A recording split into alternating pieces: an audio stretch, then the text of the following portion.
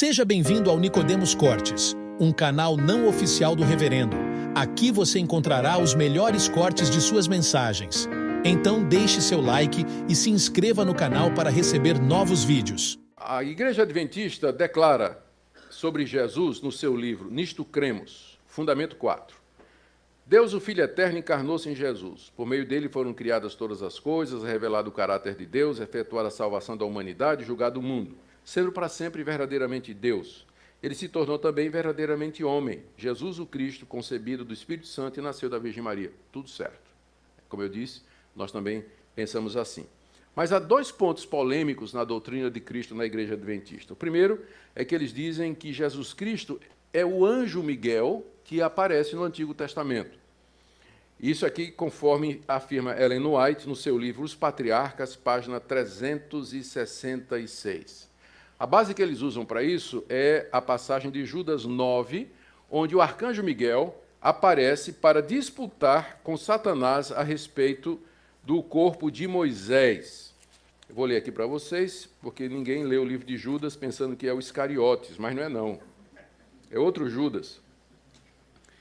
Você já leu o livro de Judas? E eu leio livro de traidor, né? Eu não vou ler isso. O cara que traiu Jesus. Não, gente, é outro Judas, né? Não é o Judas traidor. Judas 9.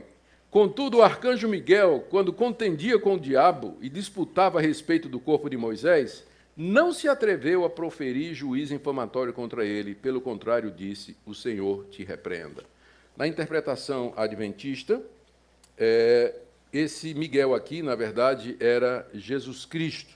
Eu vou ler o que é que a Ellen White disse a respeito dessa passagem no livro Early Writings, cadê ele? De 1882, página 164. Moisés passou pela morte, mas Miguel veio e lhe deu vida eterna, antes que seu corpo visse a corrupção. Satanás tentou segurar o corpo, reclamando como seu, mas Miguel ressuscitou Moisés e o tomou para o céu. Satanás rebelou-se cruelmente contra Deus, acusando de injusto, permitindo que sua presa fosse tomada dele. Mas Cristo não repreendeu o seu adversário, humildemente se submeteu ao Pai, dizendo, o Senhor te repreenda.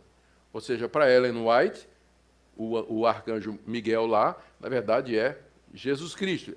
Eles acreditam que Jesus Cristo já existia, e aqui é preciso, antes da encarnação. É preciso aqui fazer uma explicação.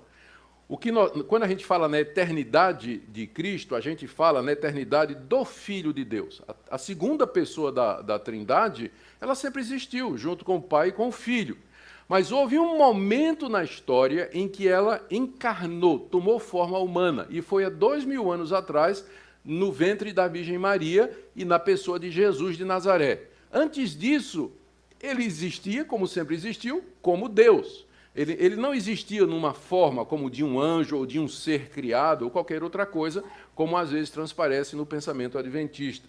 Mas é o ensinamento deles aí. O segundo ponto da doutrina de Cristo, que a gente estranha um pouquinho não muito, é que a natureza que Jesus assumiu era uma natureza pecaminosa, que Jesus tinha pecado. E aqui eu vou ler o livro Estudos Bíblicos, está na página 140 a 141. Em sua humanidade, Cristo participou de nossa natureza pecaminosa caída. Se não fosse assim, ele não teria sido feito como seus irmãos, e não poderia ser sido tentado como todos, e não venceu como temos de vencer. E, portanto, ele não seria o perfeito e completo Salvador. A ideia de que Cristo foi nascida de uma mãe imaculada e sem pecado, isso aí, quem diz são os católicos, não somos nós, né? Eles confundem as coisas aqui. Que Maria não herdou tendências, aliás, que Jesus não herdou tendências para o pecado e que por isso não pecou, essa doutrina remove Jesus do mundo caído e do próprio lugar onde a ajuda é necessária. Em seu lado humano, Cristo herdou exatamente o que todo filho de Adão herda, uma natureza pecaminosa caída. Então, a doutrina adventista diz que a natureza de Cristo era pecaminosa, que Jesus tinha uma natureza pecaminosa. Mas, certamente, esse não é o ensino que a gente encontra na palavra de Deus, não é? Só para citar alguma coisa. Lucas 1,35, Jesus é chamado de o ente santo. 1 de Pedro 1,19, Pedro se refere a ele como sendo cordeiro sem defeito e sem mácula. 2 de Pedro 3,14, Pedro de novo se refere a Jesus dizendo que ele é sem mácula e irrepreensível. Hebreus 7,26 diz que ele é separado dos pecadores e que não conheceu o pecado. 2 Coríntios 5,21 diz que ele não conheceu o pecado. 1 de João 3,5, nele não existe pecado. Hebreus 4,15, ele foi tentado em todas as coisas, mas sem pecado. E Romanos 8,3, que ele veio em semelhança de carne do pecado. Esse é o verdadeiro testemunho da Escritura. O próprio Jesus disse em uma certa ocasião, quem me convence do pecado? Ninguém podia convencê-lo de pecado, exatamente porque ele tinha uma natureza perfeita. Ele não herdou o pecado original e ele não tinha uma natureza pecaminosa, mas ele foi preservado exatamente pela ação do Espírito Santo de ter uma natureza pecaminosa. Por que é isso importante? Porque se Cristo tinha uma natureza pecaminosa, então ele estava em culpa diante de Deus. E o salário do pecado é a morte. Então, na cruz, o que ele fez foi receber o castigo que o seu pecado merecia. Ele precisava não ter pecado para que a morte dele pudesse ser aplicada a outras pessoas, pudesse ter benefício para outras pessoas. Ele morre sem pecado para que a bem-aventurança, o resultado dessa morte, possa ser aplicada a outras pessoas. Se ele tinha pecado, a morte dele só vale para ele, porque o salário do pecado é a morte. Então, na cruz, ele recebeu o que ele merecia, porque era um pecador. Tinha uma natureza pecaminosa. Mas era por isso que ele não podia ter uma natureza pecaminosa, para que a sua morte pudesse ser vicária, ela pudesse ser transferida, os benefícios dela para outras pessoas. Agora vamos para a questão da fonte de autoridade. E aqui a gente entra na questão o lugar de Ellen White no Adventismo. O autor adventista Arnaldo Cristiani, no seu livro Sutilezas do Erro, diz o seguinte sobre Ellen White: o espírito de profecia é aquele que, segundo as Escrituras, e a par com a guarda dos mandamentos de Deus, é característico da igreja remanescente. A igreja remanescente é a igreja fiel, né, que eles dizem, a única igreja verdadeira. Esse dom consiste, primeiramente, em dar ao povo mensagens diretas e específicas. Os testemunhos orais ou escritos da senhora Ellen White preenchem esse requisito, tanto no fundo quanto na forma. Tudo quanto ela disse e escreveu foi puro, elevado, cientificamente correto e profeticamente exato. Então, essa é a visão que eles têm dos escritos de White. Ainda na Revista Adventista de 1984, página 37, cremos que o ministério e os escritos de Ellen White foram uma manifestação do dom da profecia. Ellen White foi inspirada pelo Espírito Santo e seus escritos, o produto dessa inspiração, tem aplicação e autoridade especial para os adventistas do sétimo dia. E agora notem. Negamos que a qualidade ou grau de inspiração dos escritos de Ellen White seja diferente dos encontrados nas Escrituras Sagradas. Então, tem o mesmo grau e nível de inspiração que as Escrituras Sagradas têm. Mas o que é que a Bíblia ensina? A Bíblia nos diz que Deus nos falou através de Cristo. Hebreus capítulo 1, verso 1. Tendo Deus outrora falado, de muitas vezes e de muitas formas, aos nossos pais pelos profetas, nesses últimos dias nos falou pelo seu Filho. Cristo é o portador da última revelação de Deus. Não há novas revelações a partir disso aí. O que Cristo ensinou foi inspiradamente registrado pelos apóstolos e constitui o Novo Testamento, que para nós é a revelação final de Deus.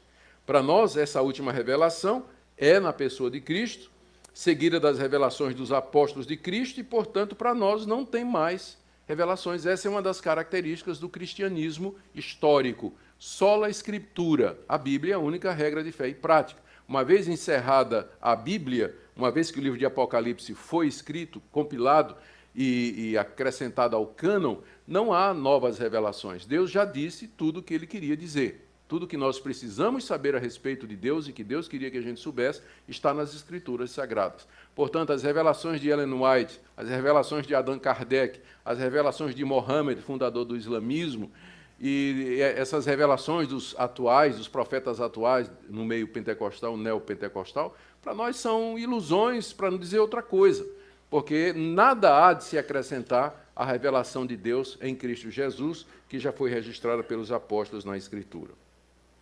A doutrina da salvação. O que é que os adventistas pensam a respeito da salvação? Apesar da Igreja Adventista do Sétimo Dia declarar que a salvação é pela graça, mantém algumas doutrinas que aparentemente parecem contradizer. Por exemplo, a senhora White, no livro Testimonies for the Church, ela diz assim: você tem uma grande obra para fazer. Não engane sua própria alma, mas examine-se a si mesmo à luz da eternidade. É impossível você ser salvo como você está. Veja a obra ser feita por você antes que é tarde demais. No mesmo livro, ela diz ainda: Deus não pode salvar o homem contra a sua vontade. O homem deve trabalhar com seu poder, ajudado pelo dever de Cristo, para resistir e conquistar para si mesmo a perfeição. O homem deve fazer a sua parte. Baseado naquele versículo que diz assim: faz por ti que eu te ajudarei. Não, perdão, é a placa na traseira de um caminhão. Agora me lembro. Já viram na traseira do caminhão? Faz por ti que eu te ajudarei. É muito popular, né, esse pensamento. Vocês lembram que eu fiz a diferença entre monergismo e sinergismo? Na perspectiva monergista, a salvação é de Deus. Deus é quem salva o pecador. No sinergismo, que é o pensamento oficial da Igreja Católica, o pecador auxilia a Deus na sua própria salvação. Ele contribui, de alguma forma, para a sua salvação. Essas palavras aqui de Ellen White sugerem que o pensamento adventista, soteriológico, né, com relação à salvação, ele é sinergista. Você tem uma obra a fazer, você tem que colaborar com isso. E mais, olha, nessa mesma obra aí, Testimonies, ela diz: cada membro do corpo deveria sentir que a salvação de sua própria alma depende de seus próprios esforços individuais. E aqui entra a guarda do sábado. Aqui no livro Testimonies, volume 3, página 23, White diz o seguinte: devemos a cada sábado fazer um balanço para verificar se a semana finda nos trouxe lucro ou prejuízo espiritual. Santificar o sábado ao Senhor importa em salvação eterna. No livro Grande Conflito, que é o mais popular da Ellen White, na página 605, ela diz: o sábado será pedra de toque da lealdade, pois é o ponto da verdade especialmente controvertido. Quando sobrevier aos homens a prova final, será traçada a linha divisória entre os que servem a Deus e os que não o servem. E a característica dos que servem a Deus é aqueles que guardam o dia de sábado. Portanto, diante disso, certeza de salvação. Veja o que White escreveu no livro Christ's Object Lessons, as lições objetivas, o objetivo das lições de Cristo. Aqueles que aceitaram o Salvador, embora sinceros em sua conversão, nunca deveriam ser ensinados a dizer ou sentir que eles são salvos. Isso é enganoso. Então, Ellen White diz que você não pode ter certeza de salvação. Se você disser que você tem certeza da sua salvação, você está sendo enganado. Em contraste, o que é que a Bíblia nos diz? Diz que nós somos salvos pela graça, mediante a fé, e não por qualquer obra nossa, e que por isso nós podemos ter aqui e agora plena certeza da nossa salvação, pois ela foi realizada por Deus mediante Jesus Cristo e não mediante qualquer obra, esforço ou mérito humano, como diz o apóstolo João na sua primeira carta, capítulo 5.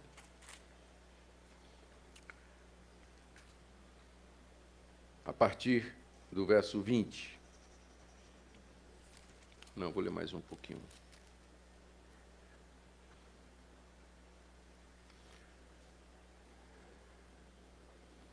Sabemos que o Filho de Deus é vindo e nos tem dado entendimento para reconhecermos o verdadeiro. E estamos no verdadeiro e em seu Filho Jesus Cristo. Esse é o verdadeiro Deus e a vida eterna. Um pouquinho antes, no verso 10. Aquele que crê no Filho de Deus em si mesmo tem o testemunho. Aquele que não dá crédito a Deus o faz mentiroso, porque não crê no testemunho que Deus dá acerca de seu Filho. E o testemunho é esse, diz o apóstolo João, que Deus nos deu a vida eterna, e essa vida está no seu Filho. Aquele que tem o Filho tem a vida. Aquele que não tem o Filho de Deus não tem a vida. Estas coisas vos escrevi a fim de saberdes que tendes a vida eterna, a vós outros que credes em o nome do Filho de Deus. Então, João diz que escreveu estas coisas para dar certeza de salvação a todo aquele que crê que Jesus é o Filho de Deus. Aquele que crê, ele pode se assegurar da sua salvação. Essa certeza de salvação, às vezes, varia. Às vezes, o crente, porque peca, ele se sente perturbado, ele se questiona, às vezes ele pode passar um período confuso, mas isso não tem a ver com a salvação em si. O crente verdadeiro, ele passa por altos e baixos e, às vezes, essa certeza é abalada, ou mais ou menos. Às vezes, ele é provado e testado nessa área. Mas a certeza da salvação é um direito e não um direito, mas é um privilégio que o crente verdadeiro tem aqui nesse mundo. Exatamente porque a salvação não depende de obras. Porque se depender de obras, o que eu conquistei hoje, eu vou perder amanhã. Se a minha salvação depende do que eu faço, quem me garante que amanhã eu não vou tropeçar e perder essa salvação? Mas se a salvação é um dom de Deus e procede do decreto de Deus, do seu querer eterno, como diz Paulo, né, quem poderá nos separar do amor de Deus? Quem nos separará do amor de Deus? Então, essa é uma diferença grande também na doutrina da salvação com relação ao pensamento adventista. Outra questão que é muito conhecida é a do sono da alma, ou mortalidade da alma. Para o pensamento adventista, ao morrer, o homem entra no estado de sono. No livro Nisto Cremos é dito: a morte é um estado inconsciente para todas as pessoas. As almas dos justos dormem até a ressurreição e o juízo final. Esse sono da alma é um estado de silêncio, inatividade e inteira inconsciência. Então, esse é o pensamento adventista. A pessoa morreu, entrou no estado de sono, né? Então, ela não lembra, não está ativa, está inconsciente, e ela está esperando chegar o dia do juízo, quando haverá a ressurreição dos mortos. Isso é baseado, eles usam, entre outras passagens, Eclesiastes capítulo 9, verso 5, que diz assim: os mortos não sabem de coisa nenhuma. E é verdade, se você for no cemitério, né, e você fizer uma pergunta aos cadáveres lá, ninguém vai dizer nada. Essa afirmação é uma afirmação que está falando da relação dos mortos com a vida terrena. Os mortos não sabem de nada, claro. Né? Vai ver se um cadáver diz alguma coisa. Então, o texto está falando da relação com a vida terrena, não está falando sobre o estado da alma depois da morte. Outra coisa que eles se baseiam são as passagens na Bíblia que falam que morrer é dormir. Por exemplo, lá no final de Atos, capítulo 7, diz que Estevão estava sendo apedrejado pelos judeus, né? E ele teve uma visão de Cristo à direita de Deus, em pé, e ele disse: Senhor, perdoa-lhes, porque não lhes imputes esse pecado, e tendo dito isto, adormeceu. Quer dizer, ele morreu, não é? Só que a Bíblia chama de adormeceu. Por que a Bíblia se refere à morte como dormir? É porque a morte para nós, de fato, é como um sono nesse sentido. A gente dorme e acorda. A gente vai morrer e vai ressuscitar. Então, para o crente, a morte não é definitiva. É nesse sentido que a Bíblia se refere à morte como dormir. Não é nenhuma declaração sobre o que acontece depois da morte. Sobre o que acontece depois da morte, a Bíblia é muito clara, eu vou dizer daqui a pouco. Mas, continuando, para Ellen White, o primeiro sermão pregado sobre a imortalidade da alma foi o diabo. O diabo que pregou para Eva. A grande mentira original foi: não morrerás. Certamente não morrerás. Esse foi o primeiro sermão pregado sobre a imortalidade da alma. Ela diz também: a teoria da imortalidade da alma foi uma das falsidades que Roma tomou emprestada do paganismo e incorporou à cristandade. Mas, contudo, a Bíblia é muito clara ao dizer que, ao morrer, o espírito do homem sobrevive. Aqui, alma e espírito, a gente entende que é a mesma coisa, são apenas dois nomes para a mesma parte do homem. O que a Bíblia diz a respeito disso aqui. Vamos pegar algumas passagens, porque eu sei que tem gente que tem dúvida a respeito disso, a julgar pela quantidade de perguntas que eu recebo e críticas quando eu publico sobre isso nas mídias sociais. Então vamos lá, Mateus 10, verso 28. Não temais os que matam o corpo e não podem matar a alma. Temei antes aquele que pode fazer perecer no inferno tanto a alma como o corpo. Vai vendo aí. Eclesiastes capítulo 12, verso 7. Salmos, Provérbios, Eclesiastes. Fica no Antigo Testamento, para você que está tendo dificuldade. Eclesiastes capítulo 12, no verso 7. Está dizendo, lembra-te do teu Criador nos dias da tua mocidade, antes que o pó volte à terra como era, e o Espírito volte a Deus que o deu. Lucas capítulo 20, verso 37.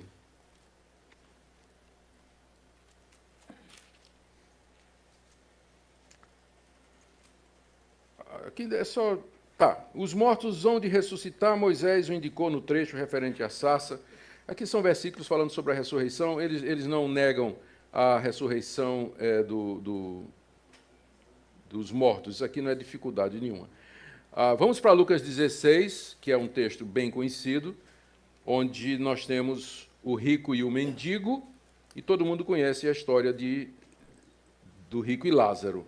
Havia um certo mendigo chamado Lázaro, estou aqui no verso 20 do capítulo 16 de Lucas. Havia um certo mendigo chamado Lázaro, coberto de chagas, que jazia à porta daquele, desejava alimentar-se das migalhas, etc. Morreu o mendigo, verso 22, e foi levado pelos anjos para o seio de Abraão.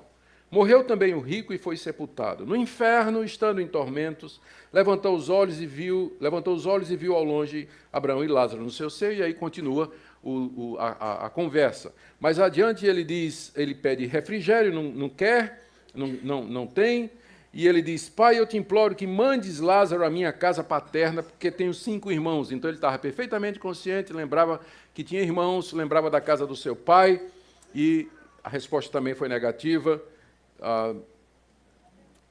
O objetivo de contar isso aqui, Jesus contou essa história, o objetivo era mostrar, era contra os fariseus, não é, que eram ricos, eram avarentos, se apegavam, não tinham misericórdia e que seriam lançados no inferno, em contraste que aqueles pobres que creram em Jesus, eles teriam a vida eterna. Mas ao contar isso, Jesus nos revela o que vem depois da morte.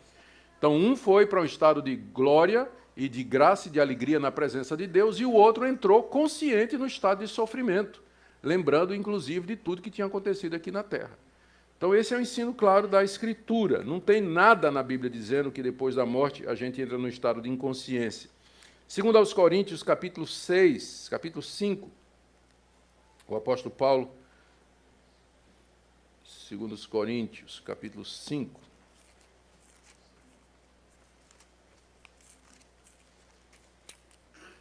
o apóstolo Paulo diz, 6 a 8, temos, portanto, sempre bom ânimo, sabendo que, enquanto no corpo, estamos ausentes do Senhor, visto que andamos por fé e não pelo que vemos. Entretanto, estamos em plena confiança, preferindo deixar o corpo e habitar com o Senhor. Deixar o corpo aqui é morrer. E Paulo diz que logo depois dessa... deixar esse corpo, ele vai estar na presença do Senhor. A mesma coisa ele fala lá em Filipenses 1, que é bem mais conhecido o texto, né? Ele está dividido entre ficar aqui ou fugir para fugir e ir para o céu. Ele diz aqui, no verso 20. Vamos começar no verso 21. Portanto, para mim, o viver é Cristo e o morrer é lucro. Entretanto, se o viver na carne traz fruto para o meu trabalho, já não sei o que escolher. De um e de outro lado, estou constrangido, tendo o desejo de partir e estar com Cristo, o que é incomparavelmente melhor. A questão que estava diante de Paulo ele estava preso quando escreveu essa carta. A morte era próxima, porque ele estava sendo acusado de trair o imperador. Era pena de morte. Então, o que é que ele queria? Ele queria permanecer, ele vai pedir aos filipenses que orem, para que ele possa ser liberto para continuar o trabalho de pregação, ou ele vai aceitar aquilo porque ele sabe que, se ele morrer, ele imediatamente está na presença de Cristo. Então, ele diz que está dividido aqui. Mas por amor ao trabalho, ele preferia ficar e continuar. Mas ele sabe que se ele morrer, ele vai estar com Cristo imediatamente. Ora, se depois da morte tivesse nada, né, mas um sono, né, não faz sentido isso aqui. Como não faz sentido a declaração de Jesus ao ladrão? O ladrão na cruz, arrependido, disse: lembra-te de mim quando entrares no teu reino. O ladrão tinha uma visão futura, hebraica, de que o reino de Deus ainda era futuro. Resposta de Jesus: hoje estarás comigo no paraíso. Ou seja, o paraíso não é uma realidade apenas para o futuro, mas para aqueles que morrem, eles já entram na presença de Deus imediatamente. Aqui quero fazer só uma citação, por último, do livro de Apocalipse. Tem muitas outras passagens, meu tempo não dá. Apocalipse capítulo 6. João tem uma visão das almas dos que morreram. E o que é que eles estão dizendo? O quinto selo, Apocalipse capítulo 6, verso 9. Ao abrir-se o quinto selo, vi debaixo do altar as almas daqueles que tinham sido mortos por causa da palavra de Deus e por causa do testemunho que sustentavam. Nessa visão que João teve, ele tem uma visão da glória, e ele vê lá na presença de Deus, diante do altar, as almas dos que morreram perseguidos pelo testemunho de Cristo. E muita gente tinha morrido na época de João por conta do Evangelho. João, inclusive, estava preso na ilha de Patmos, exatamente pela perseguição do Império Romano. Milhares de cristãos foram mortos pelo Império Romano. E João viu a alma deles lá na presença de Deus. E, verso 10, clamando em grande voz. Não estava dormindo, não. Estava clamando em grande voz, dizendo: até quando, ó soberano Senhor, santo e verdadeiro, não julgas nem vingas o nosso sangue dos que habitam sobre a terra?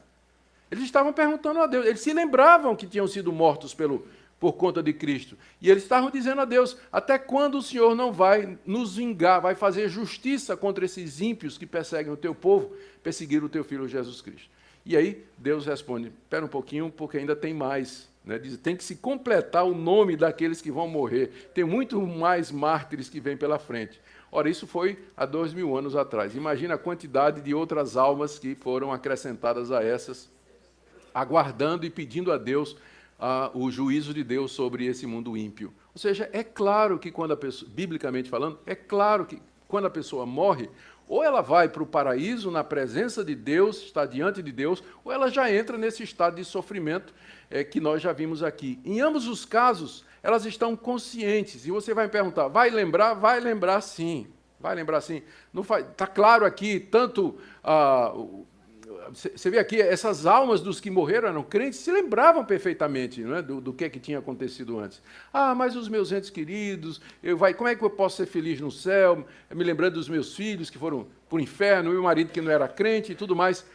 A glória da presença de Deus e a felicidade lá na eternidade é tão grande que vai superar, vai colocar completamente sufocada qualquer lembrança que possa trazer qualquer tristeza.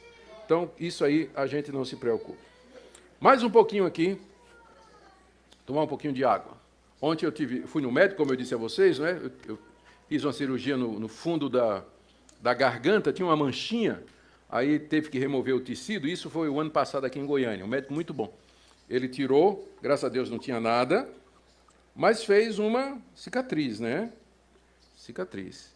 E aí a sensação ninguém vomite, é de uma asa de barata presa no fundo da garganta. É uma sensação que eu tenho o dia todo. Tem uma asa de barata presa lá, né? Então fui fazer a revisão lá com ele. E ele disse: olha, a cicatriz está ótima, a asa de barata não tem o que fazer, vai ser até o dia da sua morte, isso aí, não é? Amém. Né? Espinho na carne, 2 Coríntios 12, né? E aí ele disse: você é pastor pregador? Eu disse: sou. Ele disse: quanta água você toma durante a pregação? Eu disse: nada. Eu disse: mas o senhor, é um absurdo o senhor fazer isso. O senhor tem que tomar pelo menos 1 litro de água durante a pregação que o senhor faz. Não é? Então, eu não bebo água durante a pregação.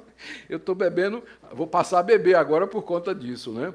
Por conta dessa recomendação. Ele disse que isso vai ajudar a ter menos atrito, né, da queloide, da cicatriz, com as outras partes da boca, e o incômodo vai ser menor, espero. 1 litro de água eu não tomo, não, mas 1 copo eu tomo, garanto. Vamos lá. Edita isso aí, viu? Não precisa ir para... Satanás levará sobre si nossos pecados. Essa é outra doutrina adventista. É bem complicado. Segunda, em resumo, o que eles dizem é o seguinte, eu vou logo partir aqui para os finalmente. Tem uma passagem lá em Levítico 16, 15 a 16, e depois 22 e 26, onde Moisés instrui o povo a fazer o seguinte. Eles têm que tomar um bode, 2 bodes, no dia da expiação. Então, traz o primeiro bode, e o primeiro bode é sacrificado pelos pecados dos israelitas. Em seguida, traz o segundo bode, o sacerdote impõe as mãos sobre ele e transfere os pecados dos israelitas para o bode. Depois o bode é solto no deserto, ele vai embora. Então, na interpretação adventista, aquele bode é Satanás. E o assunto é o seguinte, Cristo, como é que eles fazem? Cristo entrou no santuário terreno, celeste agora, está fazendo expiação pelos nossos pecados, está terminando a obra dele. Quando ele vier em glória, na sua segunda vinda, ele vai pegar os nossos pecados e vai lançar sobre Satanás, e Satanás vai ser destruído juntamente com os nossos pecados. Então, na verdade, dessa perspectiva, quem é que paga os nossos pecados? Né? Que eles negam, obviamente. Estão dizendo que não é isso aí. Mas é a interpretação que eles fazem daquela passagem. O segundo bode é o diabo. Ele leva os pecados do povo de Deus. Deixa eu ler aqui o que é que eles dizem. Né? Eu vou ler aqui uma passagem de Ellen White, O Grande Conflito. Esse livro que um dos livros que eu tive a oportunidade de ler para a pesquisa. No dia da expiação, o sumo sacerdote, havendo tomado uma oferta da congregação, entrava no lugar santíssimo com o sangue dessa oferta e o aspergia sobre o propiciatório diretamente sobre a lei para satisfazer as suas reivindicações. Até aqui está correto. É isso mesmo. O sacerdote, como eu disse, fazia exatamente isso. Então, em caráter de mediador, o sacerdote tomava sobre si os pecados e os retirava do santuário. Isso aqui não está lá em Levítico. Isso aqui já é ela dando a interpretação. Colocando as mãos sobre a cabeça do bode emissário, confessava todos esses pecados, transferindo-os assim figuradamente de si para o bode. Então, isso aí está correto. Só que não é transferindo do sacerdote para o bode, não é? Porque não tem essa transferência de pecado. Mas, de qualquer forma, é um ato simbólico, né? Quando o sacerdote coloca a cabeça sobre o segundo bode, aquilo é simbólico. A transferência não é real, porque ela fala como se fosse a transferência real. Aquilo é um símbolo. Tudo ali é simbólico. E o bode, então, levava esses pecados e eram considerados como para sempre separados do povo. Verificou-se também que, ao passo que a oferta pelo pecado apontava para Cristo como sacrifício, o primeiro bode, então, representa Cristo, porque ele é imolado pelo pecado, o bode emissário tipifica Satanás, autor do pecado, sobre quem os pecados dos verdadeiros penitentes são finalmente colocados. Quando Cristo, pelo mérito de seu próprio sangue, remover do santuário celestial, é o que ele está fazendo agora, os pecados de seu povo, ao encerrar-se o seu ministério, ele colocará esses pecados sobre Satanás, que na execução do juízo deverá arcar com a pena final. Então, essa é a interpretação que está no livro Grande Conflito, que é o livro mais importante da Igreja Adventista. Em resumo, os pecados dos crentes são lançados no santuário lá no céu e lá ficam. Os pecados do santuário celestial são transferidos depois para Cristo e tornam-se pecados de Cristo. É o que Cristo está fazendo agora, quando ele entrou lá em 1844 no santuário celeste. Esses pecados de Cristo, na sua segunda vinda, são lançados sobre Satanás e ficam a lhe pertencer. E quando Satanás for aniquilado, também os pecados serão.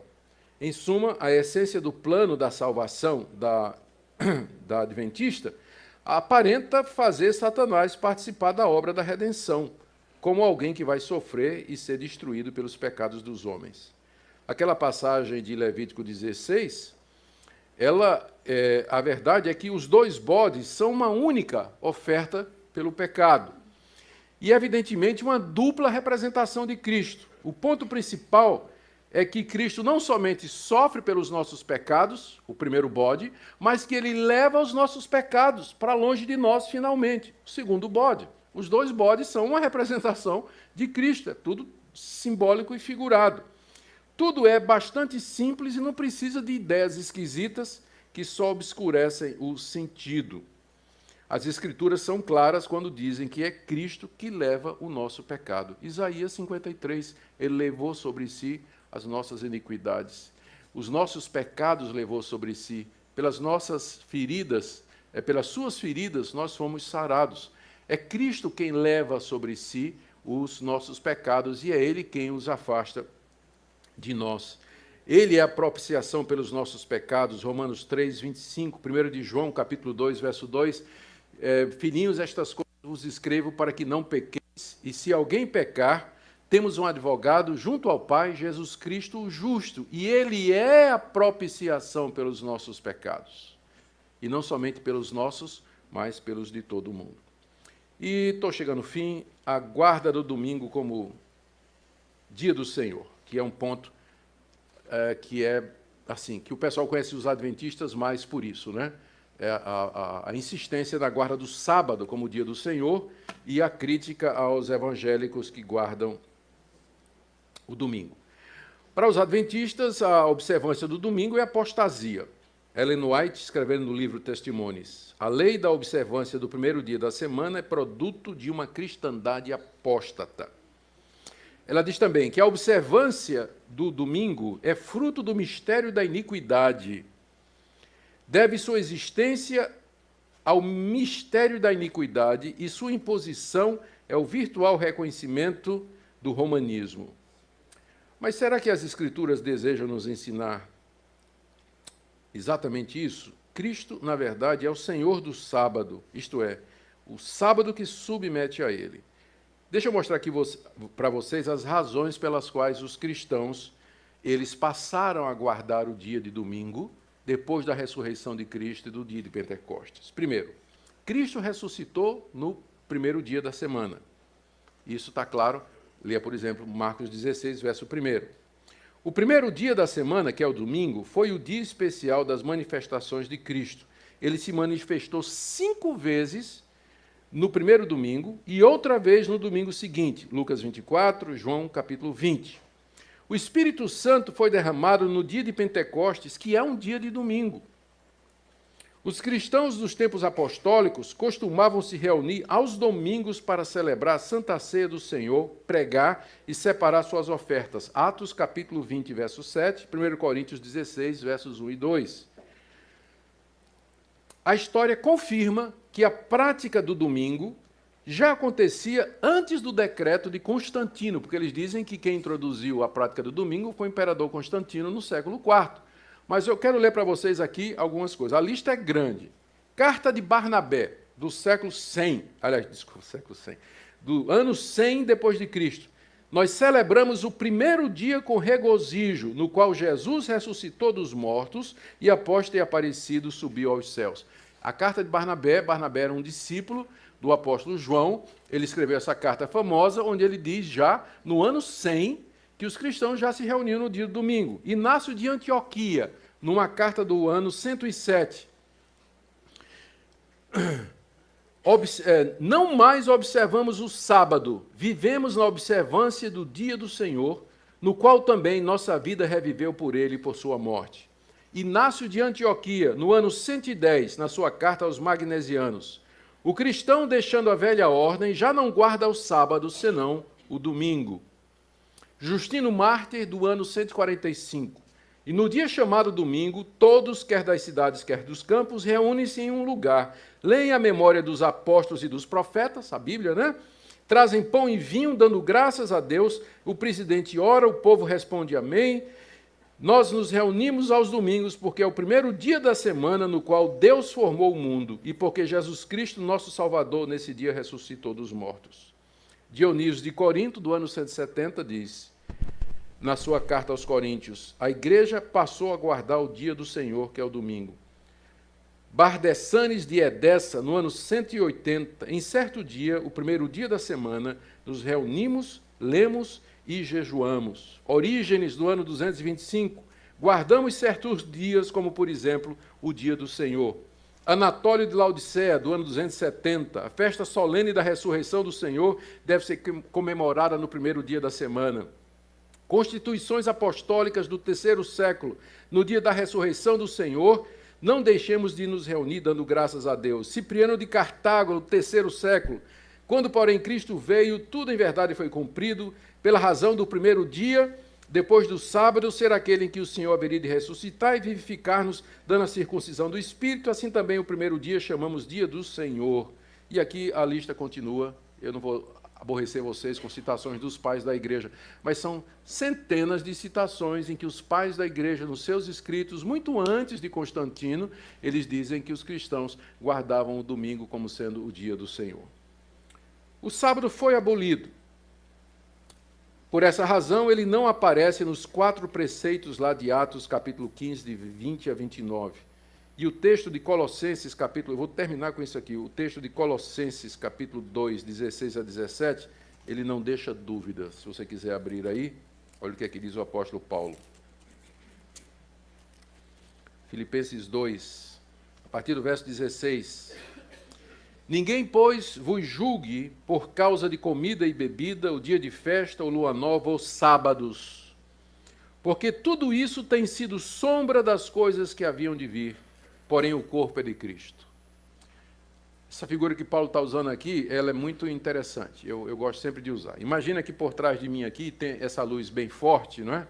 E que o nosso irmão Adilson está se aproximando por trás de mim. Eu não conheço a Deus, ele está se aproximando por trás de mim. Qual é a primeira coisa que eu vou ver dele? A sombra. Olhando a sombra, eu vou ver que é um homem, não é, que os anos livraram dos cabelos, não é, que tal, né, elegante, está chegando, né? Está chegando, estou vendo a sombra. Então ele vem, passa por mim e fica frente a mim. Aí eu vejo cara a cara, face a face. Estou vendo o corpo que produziu aquela sombra. Aí eu vejo que é uma pessoa simpática, elegante, não é? E tudo mais. Eu preciso da sombra? Não, porque o corpo que produzia a sombra chegou. Então, o sábado era a sombra de Cristo andando no Antigo Testamento.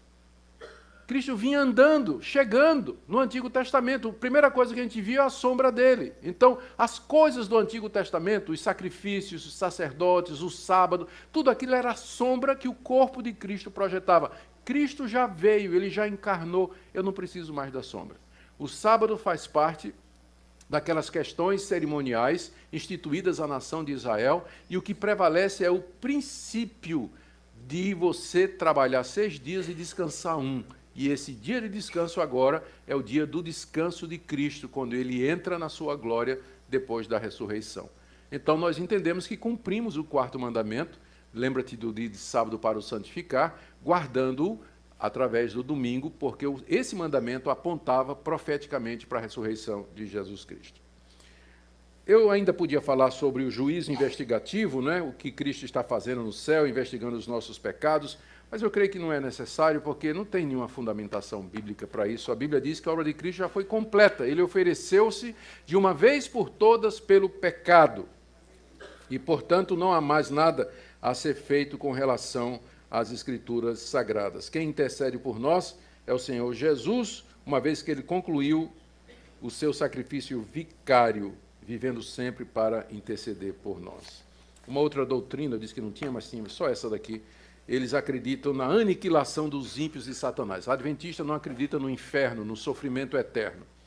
Eles ensinam que Satanás, seus demônios e todos os maus, os ímpios, eles serão aniquilados e completamente destruídos. O castigo deles vai ser deixar de existir. Então, os ímpios aqui, os idólatras, os mentirosos, os rebeldes, todos aqueles que a Bíblia diz que não entrarão no reino de Deus, o castigo deles será, na ressurreição dos mortos, eles serão aniquilados. eles deixarão de existir para todo sempre. Eles não creem em sofrimento eterno. Aliás, Ellen White diz que a teoria do castigo eterno é uma das doutrinas falsas que constitui o vinho das abominações da Babilônia. Contudo, Jesus Cristo usou a mesma palavra para se referir à duração das bênçãos dos salvos e os tormentos dos perdidos. Tem tanto texto bíblico para contradizer isso aqui, eu vou usar só um. Mateus, capítulo 25.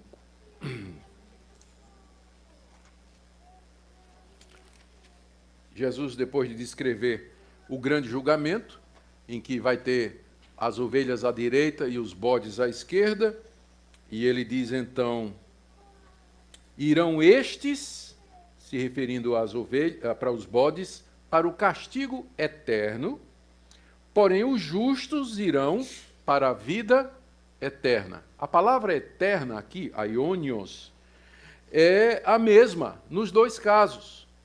Então, quando eles dizem, quando Jesus disse que o castigo é eterno, ele é tão eterno quanto a vida eterna.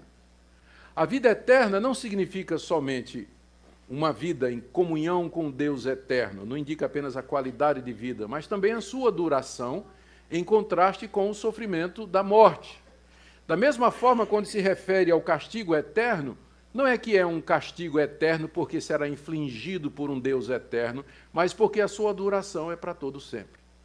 Jesus se referiu a isso com outras palavras, dizendo que o verme não morre e o seu fogo nunca se apaga, que são expressões que se referem à eternidade do sofrimento. Conclusão: nós devemos ter cuidado para não generalizar, como eu disse. Dentro do adventismo existem diferentes linhas e correntes. Vai ter adventistas que vão dizer, mas eu não concordo com Ellen White nisso aqui. Amém. Ótimo. Né? Nós já vimos que, tirando o ensinamento de Ellen White e de alguns outros líderes do adventismo, o que o adventismo professa é semelhante ao que os evangélicos professam também. Então, devemos ter cuidado para não fazer essas generalizações. Lembrar que aqui o que nós estamos fazendo é comparar doutrinas, e a nossa conclusão é que essas doutrinas que nós vimos aqui, elas são erradas, algumas delas são bem heréticas e contrárias ao Evangelho de Cristo, e se houver alguma linha adventista que professa e ensina essas heresias, para nós é seita, não é a igreja evangélica. Se professa, juízo investigativo, transferência de pecado para Satanás, guarda do sábado como sendo essencial para a salvação, para nós isso é seita, não é cristianismo. Mas pode ser que exista adventista que não acredite nessas coisas. Amém. Quanto mais gente crente, para nós, melhor.